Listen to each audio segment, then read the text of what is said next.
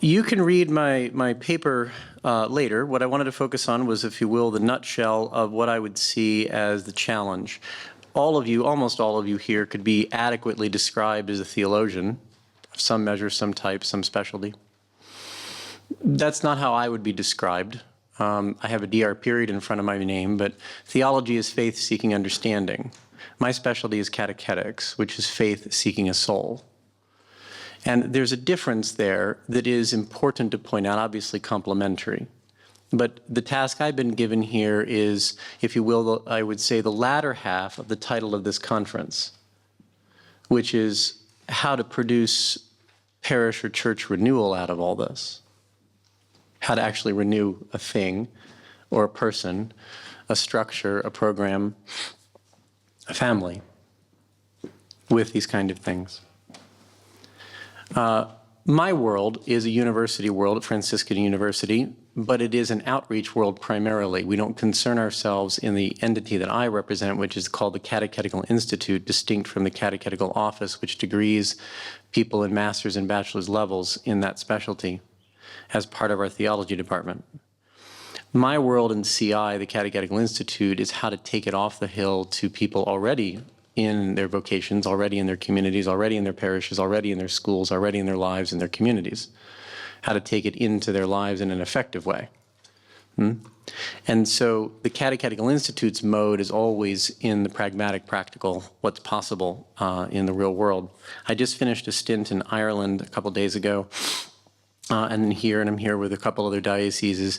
And when we assess kind of what's out there in the church, we see obviously in many parts of the Western world, where almost all of us stem from, we see in many parts of the Western world a church in retreat, a church in decline.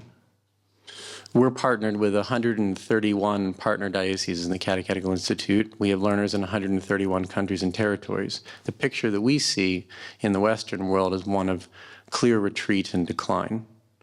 So I just heard before meeting with you today from one of our latest partner dioceses that has just made the announcement. This is the Diocese of Madison in Wisconsin.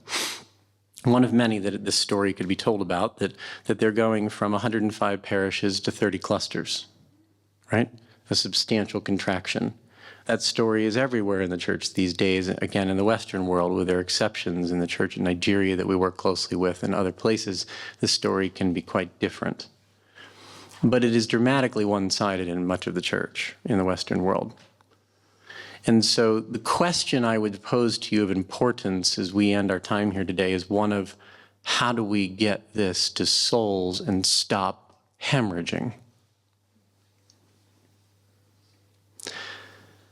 The core problem that I would define in that way in regard to this conference's theme on the royal priesthood is the only thing the Catechetical Institute does is we work on ministry formation.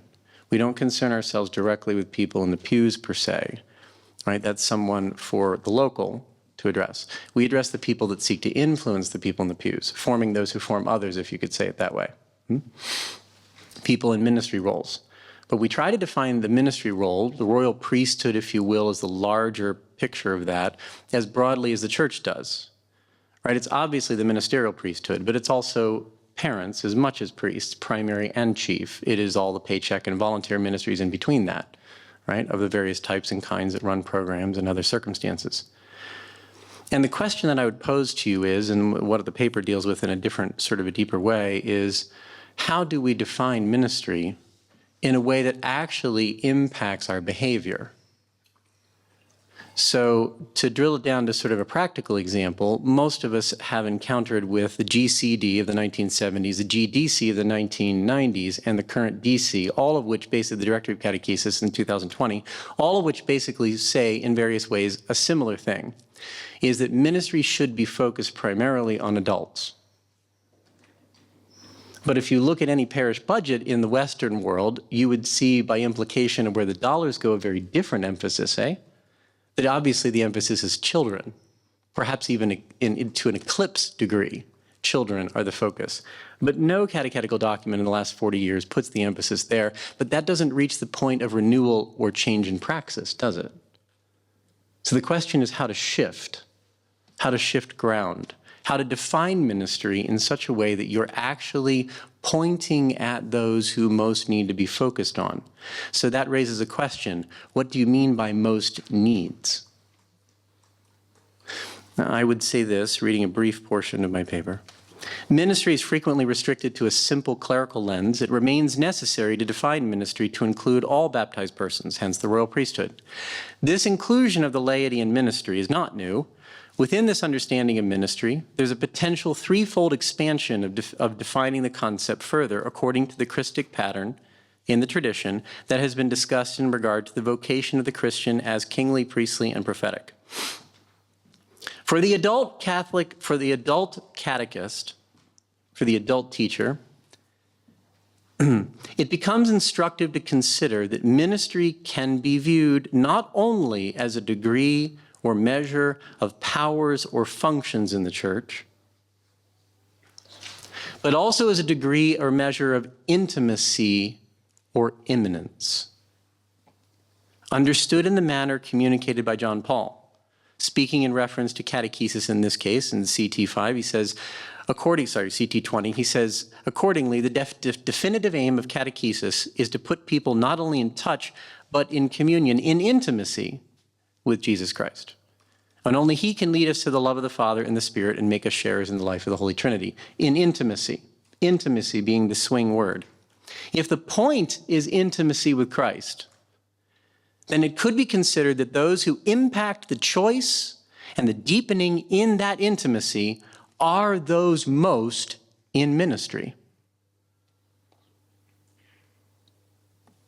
If ministry is fundamentally the work of passing on a relationship with Christ, then those most in relationship with the person to be introduced to or deepened in Christ, or who should be, are prime in consideration as ministers.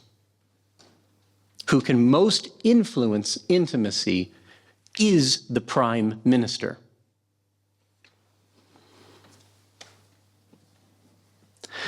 Said that way, instead of ranks or offices having a sole priority in defining ministry, this method instead suggests an outcomes-based definition. Whoever fosters intimacy, in whomever the object of conversion happens to be in a particular circumstance. The way of parsing the concept of ministry is varied.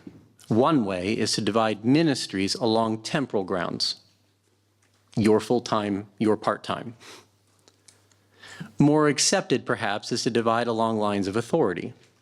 For example, it could be argued that the concept of extraordinary ministry is relative to something other than intimacy. It's relative to hierarchy. A ministry can also be defined by who has rights in the church and in the natural law. In an official form, for example, a canonically installed pastor who has rights, or a relational form, for example, parents have inalienable rights due to relationship. If a sense of being in ministry were based rather on levels of intimacy or immanence, since that is the goal of ministry, the definition of minister might instead be as follows. Those who, with intention, discern their vocational and life circumstances in light of the baptismal call to foster intimacy with Christ in and through the church, primarily by means of personal accompaniment, sacrifice, and witness by works and word. Basic and initial discernment of whether to enter a given ministry might take the form of three questions. What are my vocational duties? Who has God given me to love with those duties? What gifts do I have, natural and supernatural? And how do I need to grow? Formation sought within the context of vocational need. So I ask you, Do you not share with me, look through this lens, the church in search of figuring this out in this time of hemorrhage? Is that not one way to look at why the church is searching for defining ministry more clearly in the words of Antiqua Ministerium? Searching for landing ministry with more clarity in the laity. Is this not also the difference, in a sense, between the GDC and the DC? There are a number of differences, the key one being the much stronger emphasis on what ministry means in terms of intimacy, which could be described as pastoral accompaniment. The much stronger emphasis on pastoral accompaniment in the new DC is evidential of a searching for someone recognizing that intimacy with Christ can only be fostered by intimacy and relationship. And if you're not well trained in your encounter with the soul for intimacy structures, pastoral accompaniment you could substitute as a term, then you are not well prepared for ministry. And you'll have a theology that never gets to a soul. Is this not also, perhaps arguably, why the Church reinstituted in Sacrosanctum Concilium and 4 other documents of the Second Vatican Council following on that, reordered the restoration of the catechumenate worldwide in that conference, and then sorted it out and mandated it in various countries, 1988 in my country, and then now has reordered it and sort of looked at it again and sort of is about to reissue it. Is not the whole process of re-asking the Church to consider the catechumenal model worldwide a recognition of the Church, a searching for someone recognizing the fact that we have lost the talent of converting the adult. So we need to return to an ancient process that had discerned in the ancient fathers how it is that you produce an initial sticking and lifelong conversion in an adult, which is essentially what the catechumenate's genius is. Why is it that the catechumenate was restored to the Church worldwide, even in places of long-standing Christian devotion, like this country and mine, and ordered worldwide to restore, when for centuries prior it existed only at the edge of the mission field and was used only in that way? If not a recognition that we're somehow not getting it anymore. We're not delivering faith to souls impactfully, effectively, persuasively, in a way that sticks. What is the genius of the catechumenal model? That is my particular specialty academically, is the catechumenate. What is the genius of it? The genius of it is that it is a true balance between the obvious 2 aspects of it that get overemphasized in ways, which is the liturgical entrance into the life of the Church, which is the true connection with grace, and the didactic effort to persuade a soul through catechumenal or catechetical work.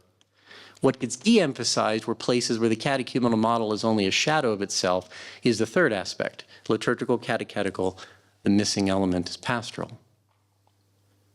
In other words, it doesn't create, as Aidan Kavanaugh said, a nursery of conversion in a place. It just talks at souls. It doesn't hold souls. A catechumenal model is one that holds souls because it is taking the lead of the liturgy and the magnificence of the truths to be unfolded in the catechetical aspect and seating it within an intimacy structure. That's the genius of the catechumenal model. And the Church said to re-implement it worldwide everywhere. Can we not see in these things in the Church's life, Antiqua Ministerium, the new DC's emphasis on pastoral accompaniment, the ordering of the catechumenal model worldwide, the Church hunting for sending the message that we need to change our emphasis? So the paper goes more into that, but in terms of a practical pastor, where does this land?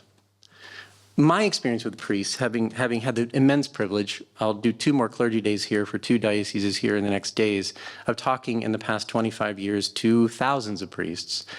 My drilling down to what I hear them saying is, yes, we could do better working in the royal priesthood with laity if 2 things were addressed. Not that they always articulate it this way, but if I could summarize. One is trust, talking about the practical. Everybody knows if you, like for instance, to summarize youth ministry, you can't be in youth ministry for more than 5 minutes till you hit a kid that's suicidal because their parents are divorcing, right? And everybody knows that that's not an easy pastoral circumstance to hit at any point, at any moment for anyone. So if you're going to have effective youth ministry, it isn't just like gathering the teens and having nice sort of breakouts and all that sort of stuff and then sending them home and hoping they come back. It's impacting their souls in some way that you're dealing with their messes and not afraid of those messes, and handle it in some useful pastoral way, refer it out as needed, but not, just kind of wheel spin in sort of an interior sort of reality that doesn't actually walk itself out into their messes and struggles. So if a pastor is saying, how do I have good youth ministry in my parish, for example, or good RCA, or any teaching of children or adults of any form, good marriage prep, good infant baptism prep, the question is, how do I get to a point where I can trust the laity that I might tap on the shoulder to do it in my parish? Because they know instinctively, priests are much more highly trained, right? They know instinctively that an inch into any serious encounter with the soul, you're going to hit things that are out of the depth of most laity to handle well pastorally. So if I'm gonna pull someone into a ministry role and give it substance, it requires a trust, which in most practical circumstances is hard to pull off for the pastor. How does he attune a lay person to an effective role in pastoral accompaniment that accords with his sacerdotal duties? How does he do that? It's a trust problem, a trust gap. And that leads to the second challenge, the barrier, if you will. How does a pastor who's very busy, professional obviously, but very busy, but perhaps also feeling out of his depth in terms of the practical application of these ministries, train a layperson when he struggles with time, he struggles perhaps with the catechetical application of it? It's not like every pastor out of the gate from seminary is an expert in youth ministry or an expert in RCIA or an expert in any particular core area of catechetics of how to get it to a soul. How do you cross that chasm of, I don't necessarily have time, I don't necessarily have expertise to develop an excellent youth minister under my lead because I'm not quite sure how to do it myself really, really well. How do you cover that gap? One of the roles, our answer, I could say it this way, one of the roles of a university in all the catechetical documents, right? They all, even CT, visits the role of the university in the whole orbit of passing on the faith. One of those roles is obviously played by the heavy hitter big brains to figure things out, you all. Another role is more kind of for my type, which is to take the resourcing that's unique at a university and do what a diocese can't do.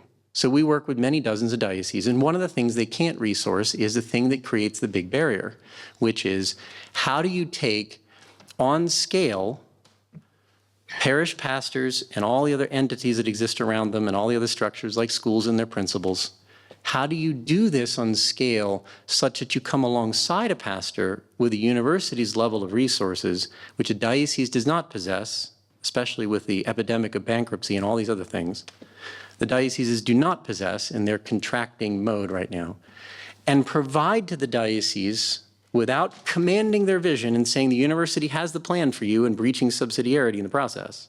In a flexible, respectful way, how does the university come alongside a diocese, its vision and its pastors and its principals, and say, let us provide for your people things that are designed precisely for the intended audience, not sort of repackaged academic courses that we hope will help somebody in the field, but we're not sure it will, right? How do we design something specifically for adult learning and spiritual growth of people who are in their vocations now, in their roles, in their situations, in their families, in their communities? How do we design something specifically for that that has a clear aiming to their urgencies so that their ears are caught? We can contractualize teachers to go through our formation, which we do, but the parish side, that doesn't work, right? Because nobody's contracting the parish side. They're pretty much volunteers, and that's a practical problem. How do you gain the attention?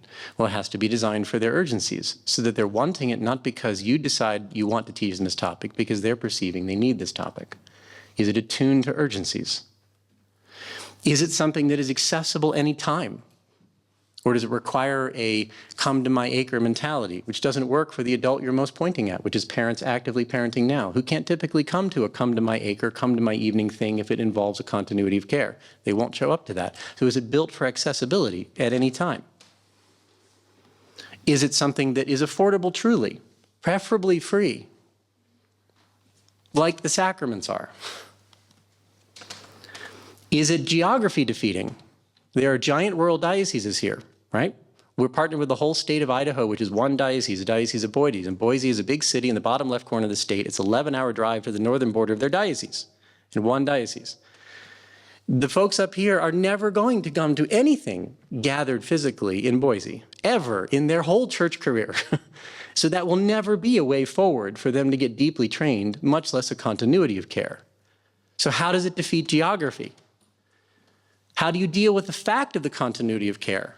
How do you create something that isn't just a flash-in-the-pan event, you go home, but you have no plan for holding the fruit, and therefore wasted an immense amount of resources with no follow-up plan, when we know, all of you know, the adult learning model tells us that actual growth in adults requires a incremental care long-term. And there is an illusion to have quick conversion, right?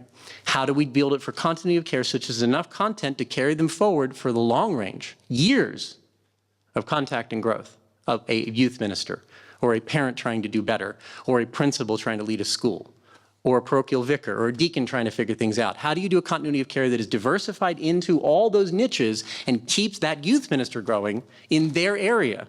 Not just generic classes that you hope helps everybody, but specific to their world. And how do you do it in a way that is relational? Because true continuity of care requires relationships and gentle accountability, mentoring, group use.